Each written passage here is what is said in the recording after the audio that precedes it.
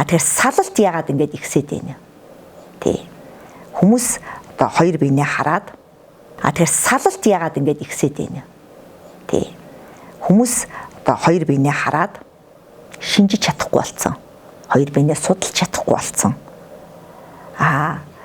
Суугаад судлаа гэж үзээд хайртай гэдэг үгэнд нийтгээд суусан бол Монголоос монгол хэл рүү ярьж чадхаа болцсон. Ярьж байгаа яриагаа ойлголцож чадхаа болцсон. Хамгийн гол нь хосууд ойлголцохгүй учраас салж байгаа. Тэр залуу ойлгохгүй байна. За нэгдүгээрт ойлгохгүйгээс хоёрдугаарт болохоор за ойлголоо. Ярилцлаа, суулаа. Үр хүүхэд төрлөө. За энэ миний тэртээ тэргүй ихнэр юм чинь энэ хүүхэдтэй хайчдгийг би давхар хайрлнаа. Залуу явцдаг. Хонуутаар 7 хоногоор алга болчдөг. Заримдаа бүсгүй найзуудтайгаа нийлээд орой гараад хонуутаар. Тэгээ хонуутаар алга болж байгаа газараас юу олдох юм? Орон гэртээ халуун дулаан үр хүүхдийнхаа тийм ээ сэвлэгийг үнэрлээд унтаж чадахгүй байгаа эмэгтэй юу харах юм? Тэг хөлчүүрсэн, согтуурсан бохор орчинд хэн нэгэн хүнд олзлогддог. Тэрийг хайр гэж эндүрдэг. Тэнд яагаад гэвэл ахуй амьдрал яригдахгүй, цэвэрлэгээ яригдахгүй, мөнгө цаас яригдахгүй, хүүхдийн хүмүүжил яригдахгүй.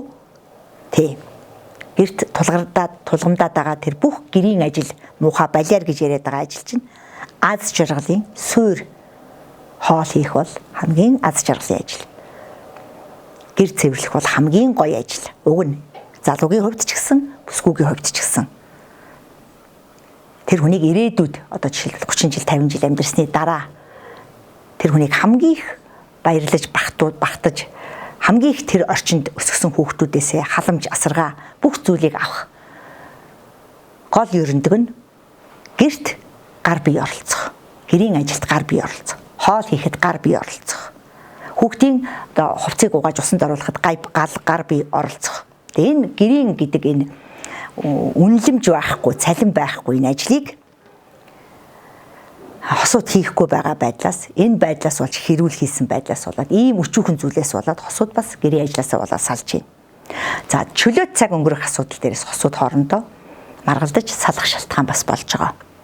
Нөхрийнхээ одоо хобби сонирхлыг жишээлбэл сакс тоглодог найзуудтайгаа уулан талхдаг ч гэдэг юм уу, дуу ундаг ч гэдэг юм. Энэ ажлыг бүсгүй ойлгохгүй байна. Чи хүнтэй суусан л бол ямар ч хобби сонирхол мөрөөдөл байх ёсгүй. Чи дугуй гэртээ суух ёстой. За энэ залууг ойлгохгүй байна. Танихгүй болчлаа тэр залуу тэр хүүхнийг. Тэр бүсгүй бас өөрийн гэсэн хобби сонирхол нь йогт явдаг, бясалгал хийдэг тийм ээ. Өдөртөө нэг 2 цаг, 7 хоногт нэг 8 цаг ч үйдэг юм уу явдаг. Энийг бас тэр залуу ойлгохгүй байна. Энэ залуу бол тэр бүсгүйг худалдаж аваагүй. Ээж авт нь тэр бомтог өргөөд худалдаж аваагүй байхгүй юу? Тэр бүсгүй ч гэсэн тэр залууг эцэг эхт нь мөнгө өгж аваагүй өөрийнх нь өмч хөрөнгө биш байхгүй юу? Тэгээд ерөнхийдөө эртхэн та нар юу гэж ойлгох ёстой вэ? Eerийн битэл эрүү толгой салдаг гэдгийг ойлгоцсон байвал одоо хоёр биенээ дэмжсэн оюунлаг хоёр сайхан хүн тэр деважин шиг эрх тураар нь хүссэн зүйлийг хийлэгдэг орчин нь тэр гэр нь байгаасаа тэр гэртээ тэр залуу одоо шалдан явмаар байна уу? Номоо уншаа тэр өрөөнд 10 цаг хөвтмээр байна уу? Усан дотор 2 цаг шумбмаар байна уу?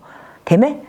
Жорлон суугаад 3 цаг номоо уншмаар байна уу? Тэр одоо орон гэр гэдэг зүйл бол тэр хоёр хос гэдэг хоёр залуугийн эрэгтэй эмэгтэй хүний өөрсдийн хүссэн зүйлээ хийдэг хамгийн тааваараа таатаа хүссэн зүйлээ нийгмээс авсан, ажлаас авсан, бусад газраас авсан стресс бохирдлыг тайлдаг гол газар нь байгаасаа тэгж чадаж эмэгтэй залууга залуу хүүхнээ тийм эрх чөлөөтөө байлгаж чадах юм бол гэр бүл салахгүй. Энэ байдал байхгүй байгаагаас гэр бүл салж байна.